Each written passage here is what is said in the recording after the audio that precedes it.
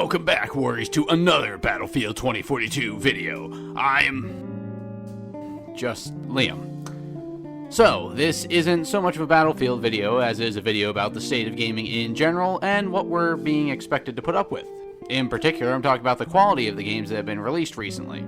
While all the big three, Battlefield, CoD, and Halo, have seen improvements since their releases have been marred by bugs, missing features, and lackluster gameplay.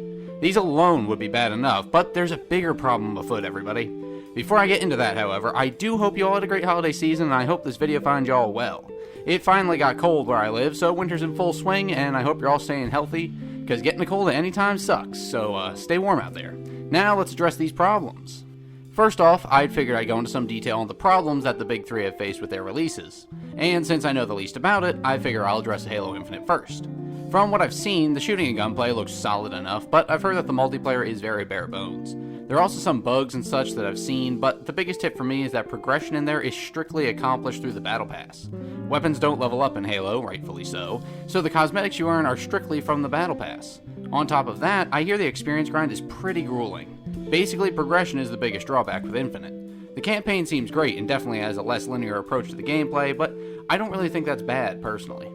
Next, I figured I'd address Call of Duty, and CoD, the bouncing baby boy of CrackDivision. Fuck them. Anyway, I could not have been less interested in this year's Call of Duty. Vanguard has absolutely nothing to pull me in. After Cold War's debacle, this is just a boring franchise. It looks like a Modern Warfare reskin with some new features, but that's not enough for me to play it. The gunsmith is an abomination when compared to its 2019 iteration, and honestly, World War II is so damn tired at this point they just need to let it go. I've heard tell of certain people being unable to play the game in the same way that Modern Warfare is currently broken, and on top of that, the game just isn't for me. I've played a round of Warzone with Fun White Kid recently on the new Pacific map, and damn, that thing is shit. Dropping in, I immediately met a bug where Ghost, my chosen operator, was swapped out for some generic Vanguard woman. As I landed, my weapons would not appear, so I'm glad I didn't get into a fight right away. Guns just felt awful after playing on Battlefield, and I really see why the game needs an FOV slider. Hot damn, this did feel awful to play. Sound here was garbage tier as well, and it was just a boring slog to get through.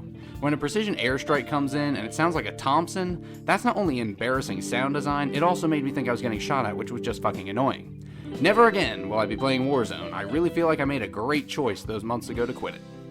And lastly, the one I have the most experience with and the greatest highs and lows with is Battlefield 2042. This launch was terrible. Granted, they all are, but this felt exceptionally poor. Squatting up was next to impossible. Textures popped in when a match loads and even during the match as I crossed the open fields. Freaky Haircut frequently has his loadouts disappear, meaning he has to remake his every single match. There are menu bugs where if I invite someone to an Xbox chat party while I'm in a solo match, it just kicks me out of the fucking game. Hazard Zone is a joke. Portal just showcases all the shortcomings that this game has. There's no classic scoreboard. Squads are restricted to 4 players instead of 5. You can't spawn on friendly vehicles at the start of the match. Maps are open and dull. Plus, basically every random teammate doesn't have 2 brain cells to rub together. Specialists are here replacing our classic iconic class system, and there are fewer guns than ever before. If you note, most of these complaints aren't actually bugs, they're design choices. That means even without the bugs, the bones of this game are too brittle and are unlikely to support the juggernaut of a title that this could have been. DICE needs to drink some damn milk. Now, the second problem that pervades most of these titles is there are certain apologists with large platforms who are trying to cover for companies that either pay them to get on their knees while they unzip their pants, or they're simping for these multi-million-dollar companies for absolutely no reason. Now, I won't name names. But these people have come out in defense of 343, Sledgehammer Games, CrackDivision, DICE, and EA over the holiday break. They claim that they should have time off and be able to spend time with their families, which, of course, why shouldn't they? No one's disagreeing on that. What every sane gamer does complain about is the state of their games. Sure, corporate pushes for games to be released for the holidays to drive up sales, yada yada yada, money money money, suck a dick. But come on, you all know your games aren't finished. You all know that with your live service shitty releases that you need to be available to fix any bugs that pop up, add content, and just fix things in general. I understand bugs happen, and I personally hate the live service of gaming, but that's just where we are now.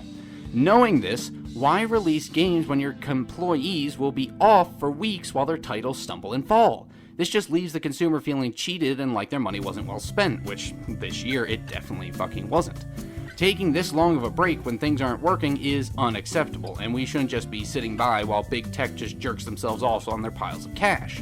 I do maintenance work for a living, and if I was working on a toilet and it started to leak before Christmas break, I just wouldn't leave it to leak for 2 entire weeks, as if regular people have that much vacation anyway. If I was able to let that leak the whole time, you can bet your ass there'd be repercussions and I would be canned. For some reason, we're not allowed to criticize game companies in the same way. There are arguments that these are essentially electronic toys and that we shouldn't be upset about it. But there's a vital flaw with that logic though. If this was an actual electronic toy, like say, I don't know, an RC car, and it didn't fucking work when you brought it home, you could expect to take it back and get a refund. You can with titles that you have the discs for, but if you bought it digitally, I guess you could just go fuck yourself. Now, what can we, as gamers, do to try to change this? Well, first off, we can tell those shills the truth about the game and not back down when challenged by those influencers who are going to give the companies the benefit of the doubt. If they are going to release trash, they need to feel it in their wallets. No matter the pre-order bonus, do not fucking pre-order any games in the future. Yes, I did pre-order Battlefield for the early access to make content as soon as possible. That was a fault on my end. I completely admit that.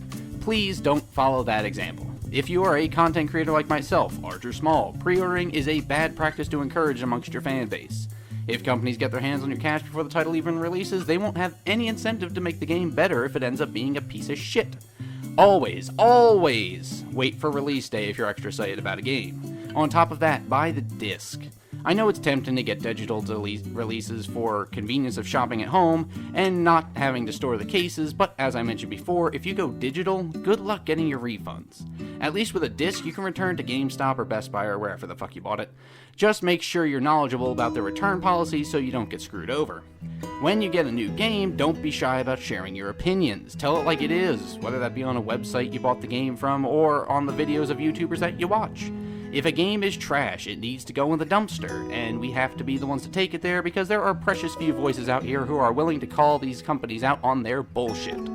Basically, the only way we can stop this type of unfinished product from continuing to be released in the future is to hit the companies in their wallets. Microtransactions, don't fucking buy them, especially on CoD because that shit won't be relevant in half a year. DLC, if anyone even does that anymore, should not be purchased on a bad game. If we don't feed them our money, the beasts at these companies can't grow stronger. And so that ends my little constructive rant, folks. I hope I made some good points in here, and if you disagree with anything, especially if you're one of those content creators I didn't call out, let me know in the comments below. I've gotten some hate comments from obvious big tech anonymous accounts in the past, so I'm expecting some of those here as well. These games can't allow to be released in these terrible conditions, and we can't let these shills get away with praising these bum titles. Making content on a bad game is fine, just don't ignore the problems with the game, or, even worse, praise the trash. Be honest out there on YouTube. All that big tech money won't buy you anything if you lose your fan base in the process by being a fucking shill. If you like this kind of content, be sure to let me know and hit that like and subscribe button so you can continue to hear more of these insightful and definitely objectively correct opinions from me. I've been Liam, your friendly neighborhood doodle man. You've all been great, stay safe out there, and I will see you later.